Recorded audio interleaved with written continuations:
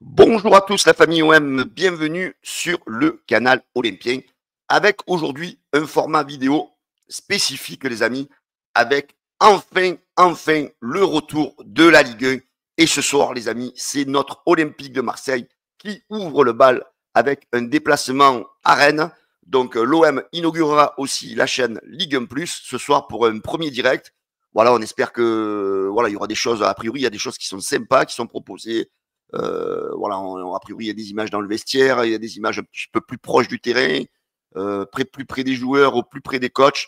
Voilà, donc on espère que ce soir, cette première soirée sur Ligue 1 Plus sera bien et surtout avec un succès de notre Olympique de Marseille. Alors, je vous disais, donc vidéo spécifique.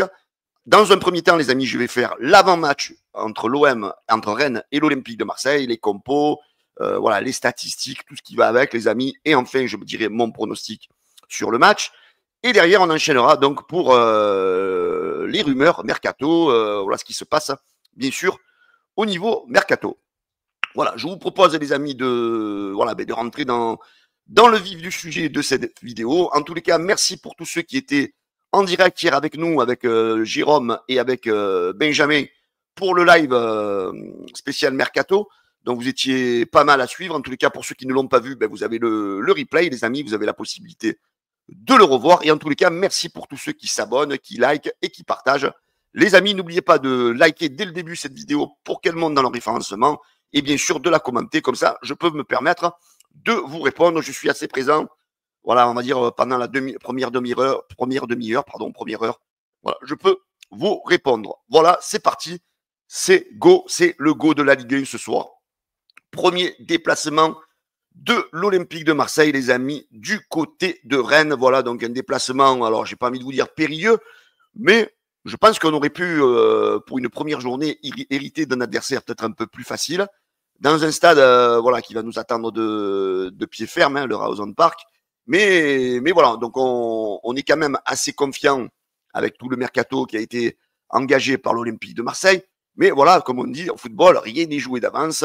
Voilà, il va falloir montrer un petit peu sur le terrain qui nous sommes, qui siamo l'OM. Voilà, on espère que nos joueurs le mettront en avant dès ce soir. Alors les amis, je vais vous faire voir. Les joueurs sont partis il y a quelques minutes de la commanderie vers Marignane. Je vais vous montrer des images de mon ami Titi, qui était déjà lui présent tout à l'heure à la commanderie pour le départ des joueurs vers Marignane.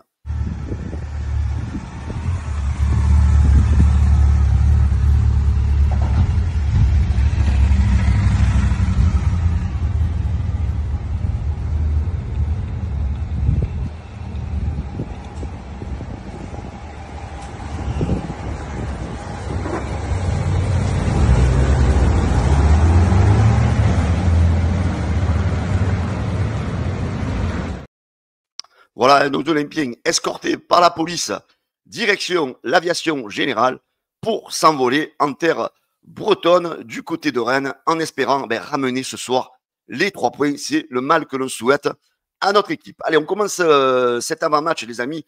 Tout d'abord, avec la préparation estivale des deux équipes. On voit que du côté de l'Olympique de Marseille, les amis, il y a 0 défaite lors de cette préparation. On voit que c'est une équipe qui a marqué quand même en 6 matchs. Notre OM a marqué 13 buts. Voilà, c'est une équipe qui, malgré tout, marque beaucoup de buts et n'a pas encaissé beaucoup de buts. 4 buts encaissés, dont j'ai envie de même d'enlever celui qu'on a pris face à Aston Villa, qui n'était hors jeu. Donc voilà, 3 buts encaissés en 6 matchs. J'ai envie de vous dire que peut-être, voilà, on voit quand même déjà du progrès du côté de la défense, même si le mercato n'est pas terminé. Et on connaît cette saison, les amis, la force offensive de l'Olympique de Marseille. Donc, je peux dire que cette préparation de l'Olympique de Marseille, les amis, s'est passée de belle manière et nous laisse espérer un bon entame de championnat de notre équipe favorite. Par contre, si on regarde la préparation, les amis, de nos adversaires du soir, c'est-à-dire du Stade Rennais, on voit il y a beaucoup de buts encaissés du côté des Rennais. Ils ont encaissé 13 buts en 6 matchs. Voilà, on voit que c'est une défense. Non, 9 buts, pardon, je dis des bêtises. 9 buts en 6 matchs, donc c'est une défense très fiable. Ils ont marqué Friable, qui a marqué que 9 buts. Voilà, donc on voit que et les équipes sont quand même des adversaires un peu moins valeureux, on va dire, que ceux qu'a affronté l'Olympique de Marseille lors des matchs de préparation. Donc j'ai envie de vous dire, hein, voilà, le Stade Rennais n'est pas serein au niveau de la défense. Et j'ai envie de vous dire, voilà, vu nos capacités offensives de cette saison, je reste quand même assez optimiste au niveau de la réussite de notre attaque pour le match de ce soir. Mais, les amis, on sait que les matchs d'ouverture ne sont jamais faciles, même si pour l'OM, lors des 6 dernières saisons, on voit que c'est quand même les matchs d'ouverture 5 victoires. La seule défaite, c'est contre le Stade de Reims, où l'OM avait été battu 2-0. Mais en général, les matchs d'ouverture donc réussissent à l'Olympique de Marseille. Donc quand on regarde un petit peu l'historique des derniers matchs de l'OM du côté du Rawson Park, on voit quand même que c'est assez mitigé. Hein. Voilà, l'OM n'est pas maître du côté de la Bretagne. Hein. On voit que c'est quand même mitigé entre victoire et défaite. Voilà, l'OM n'a pas non plus une emprise impressionnante, on va dire, du côté de Rennes. Mais voilà, ça reste quand même un adversaire valeureux. Il va falloir faire attention. Ça va être une ambiance assez chaude, une ambiance électrique. On sait que l'OM va être attendu. Voilà, donc c'est un match quand même qu'il va falloir prendre très au sérieux.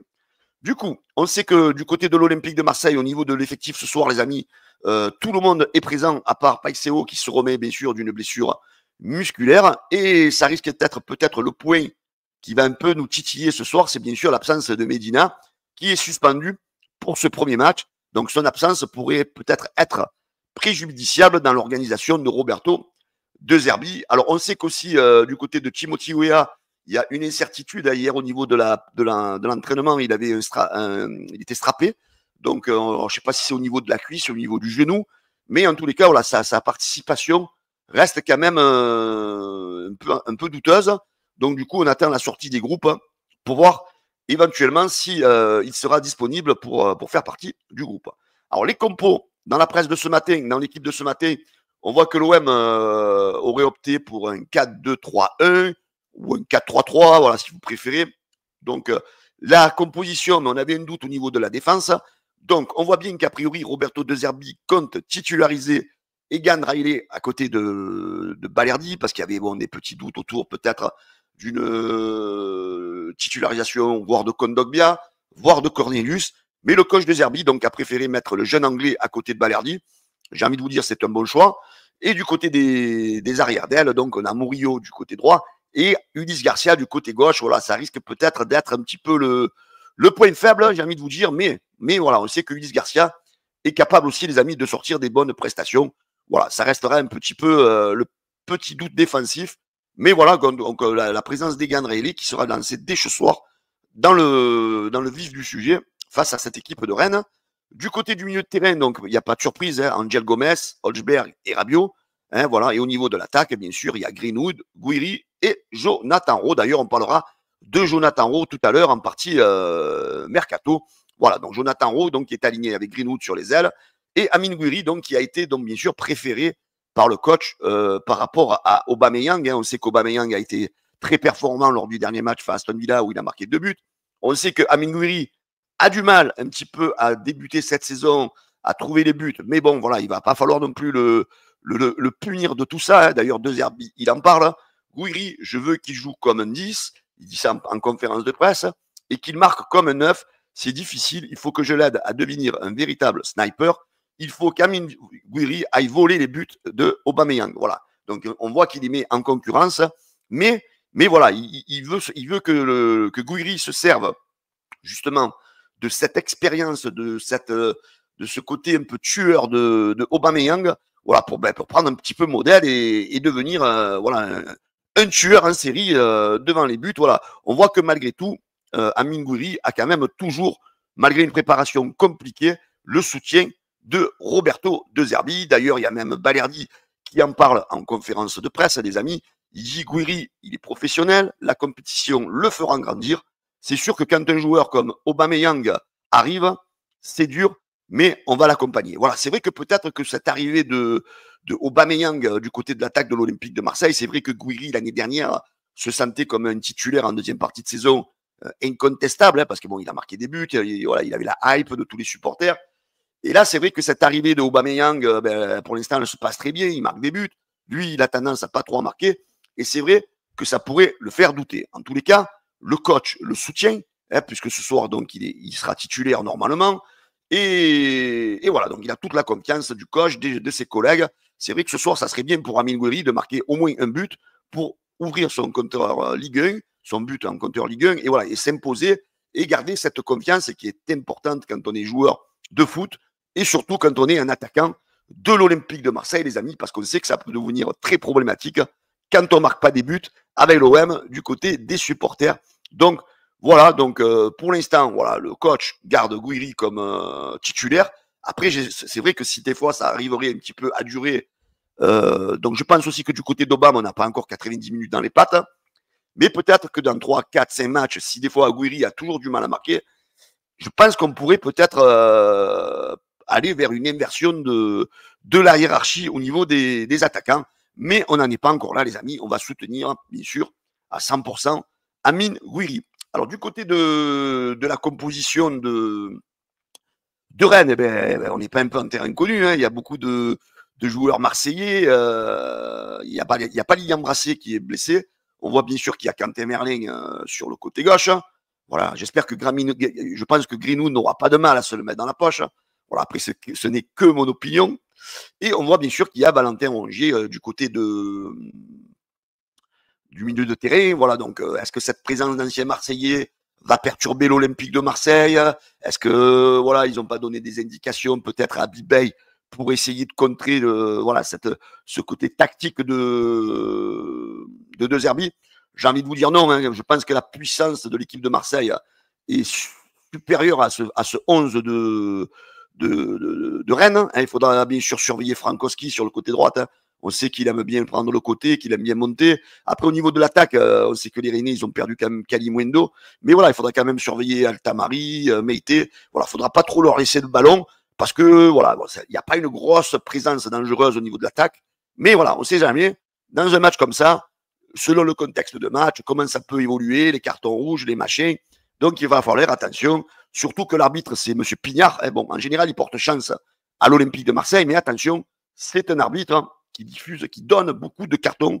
Donc attention à l'OM donc de rester prudent et de ne pas sortir du match. Allez, on poursuit donc toujours avec Léo Balerdi, bien sûr, qui parle de Valentin Rongier. Hein. Il dit ça m'a fait mal de le voir partir, mais c'est ce qu'il voulait. Voilà, il n'a pas voulu rester à l'OM, il n'a pas voulu prolonger. Je l'ai toujours connu à l'OM, c'est mon ami, mais ce soir, ça sera mon ennemi. Voilà, le mot il est dit. Ce soir sur le terrain, il n'y a pas de collègues, on ne va pas se faire de cadeaux. Et surtout, les amis, que Valentin Rongier a dit, nous, on est prêts pour battre l'OM.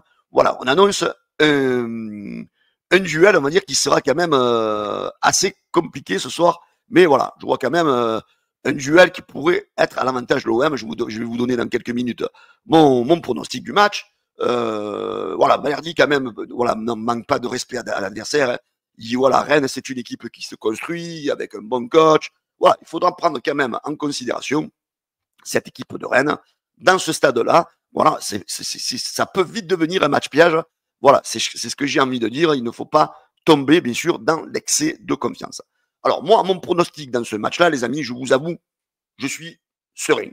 Je suis serein parce que je pense que du côté de la défense marseillaise, on s'est quand même renforcé, on a des automatismes, on a une stabilité qui s'est enfin instaurée au niveau du club. De milieu de terrain, les amis, franchement, je pense qu'on va le maîtriser, qu'on va le survoler. Et notre force offensive, les amis, elle est terrible, hein, avec Gouiri, avec Ro, avec Greenwood, on sait qu'il va pouvoir rentrer Aubameyang.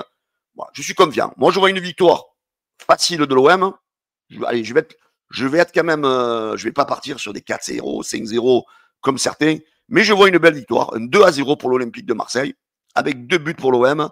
Je vois bien sûr un but de Mason Greenwood en première mi-temps et un but de Aubameyang en deuxième mi-temps. Donc je vois là une victoire 2-0 de l'OM sur ce premier match en ouverture du côté de Rennes. Voilà, je vous laisse marquer les amis en commentaire votre pronostic, vos buteurs.